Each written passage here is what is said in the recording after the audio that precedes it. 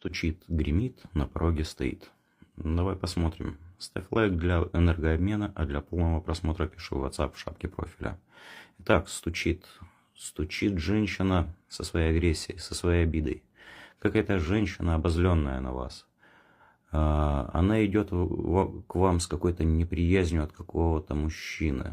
С мужчиной, возможно, произошла какая-то ссора уже. Из-за этой ссоры у вас идет отдаление и тоска друг по другу.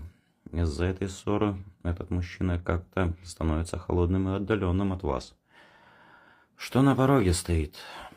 Так, на пороге стоит исполнение желания.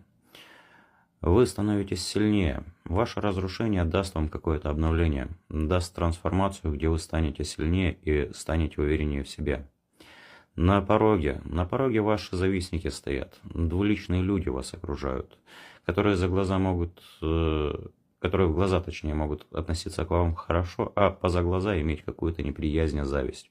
От таких людей нужно избавиться, они как будто окружают вас.